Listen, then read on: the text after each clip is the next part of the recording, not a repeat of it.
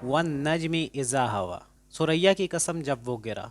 हज़रत इब्ने अब्बास रज़ी ताला और मुजाहिद बयान फरमाते हैं अन नजम से मुराद सुरैया है। अब सुरैया है क्या? इसे हम इंग्लिश में प्लीडीज़ कहते हैं।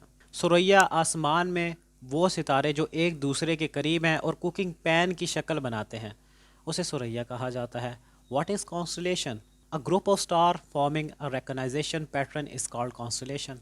अरब में अन नजम का लफ्ज़ बहुत यूज़ हुआ करता था, उनकी डेली लाइफ में बहुत ज़्यादा यूज़ हुआ करता था। उसके 3 पॉइंट्स मैं आपके सामने रखने लगा हूँ। पॉइंट नंबर 1, अरब में नज़र को चेक करने के लिए इन कॉन्स्टलेशन प्लीडीज़ का सहारा लिया जाता था।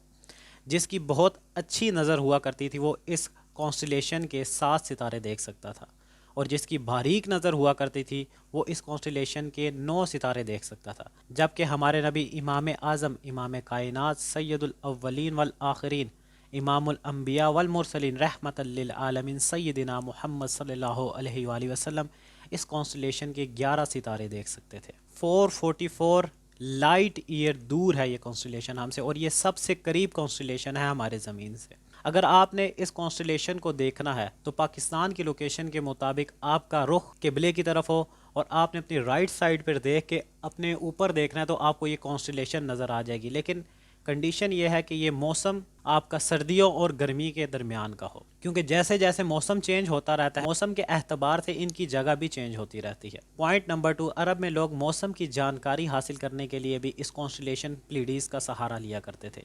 इसको एग्जाम्पल के साथ समझें। अगर ये कॉन्स्टलेशन प्लीडीज़ तलू होती थी, अगर कॉन्स्टलेशन प्लीडीज़ ये आसमान से ऊपर तलू होती थी तो ये समझ जाया करते थे कि मौसम गर्मा आने वाला है, और जैसे ही कॉन्स्टलेशन प्लीडीज़ गरूब होने लगती थी तो ये समझ जाते थे कि अब मौसम सरमा आने वाला है। मौसम के आने से पहले ही मौसम की तैयारी कर लिया करते थे। जैसे अगर सर्दियां आने वाली हैं तो लकड़ियां पहले से ही तैयार कर लिया करते थे। पॉइंट नंबर 3, अरब के लोग रेगिस्तान में रास्ता मालूम करने के लिए इन कॉन्स्टलेशन प्लीडीज़ का सहारा लिया करते थे। जैसे आज हम गूगल मैप का सहारा लेते हैं, वैसे ये लोग कॉन्स्टलेशन प्लीडीज़ का सहारा लिया करते थे और अपने मंजिल मकसूद तक पहुंचा करते थे।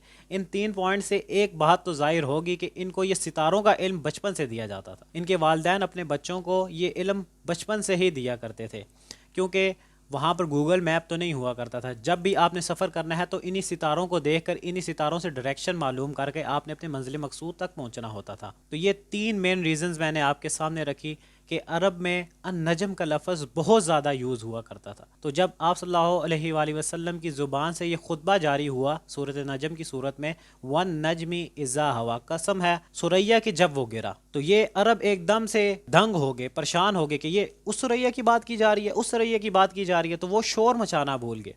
जैसे कि मैं पस मंज़र में बयान कर चुका हूँ ना कि जब रसूलुल्लाह सल्लल्लाहु अलैहि वसल्लम कुरान को बयान फरमाया करते थे, मुशरिकीन शोर मचाने लग जाया करते थे, आपकी बात को नहीं सुनते थे। तो जब वन नजमी इज़ा हवा इन लोगों ने सुना तो ये शोर मचाना भूल गए, और जैसे ही ये सूरत ख़त्म हुई तो सजदे में गिर पड़े। उसकी ये वजह थी कि उनकी अट्रैक्शन को अपनी तरफ पहले माइल किया, उनकी फोकस को अपनी तरफ किया गया, फिर उसके बाद इल्म को ट्रांसफ़र किया गया। इसको मिसाल के साथ समझें। अगर किसी शख्स को कार्स का शौक़ है और वो हर रोज़ न्यू कार लेकर आता है, एक दूसरा शख्स उसके पास जाता है और उसे कहता है कि आपकी गाड़ी बहुत प्यारी है, उस कार की तारीफ़ें करने लग जाता है, उस कार के बारे में इंफॉर्मेशन उसको देने लग जाता है, तो शायद वो पहला शख्स उसकी बात को इतनी गौर से ना सुने, और अगर जवाब देगा भी तो यस और नो में आंसर कर देगा, इतना इंटरेस्ट नहीं लेगा उस शख्स में। और वही दूसरा शख्स इस पहले शख्स के पास आए और कहे कि कसम है इस खूबसूरत गाड़ी की जो अनकरीब तबाह होने वाली है, तो वो शख्स एकदम से परेशान हो जाएगा, दंग हो जाएगा, ये क्या बात कर रहा है। तो उसकी सारा फोकस आपकी तरफ आ जाएगा, उसकी सारी कंसंट्रेशन आपकी तरफ आ जाएगी। उसके बाद आप उस कार के बारे में इंफॉर्मेशन दें,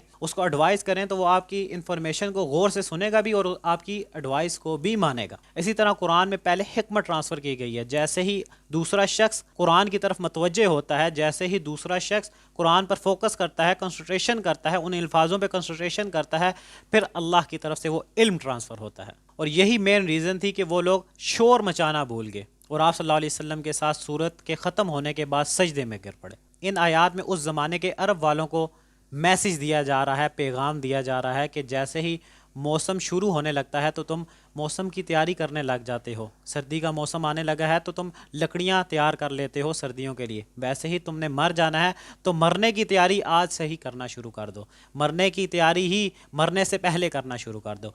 और एक वार्निंग पूरी उम्मत को दी जा रही है, एक वार्निंग हम सब को दी जा रही है कि तुमने भी अपने रब के हजूर पेश होना है।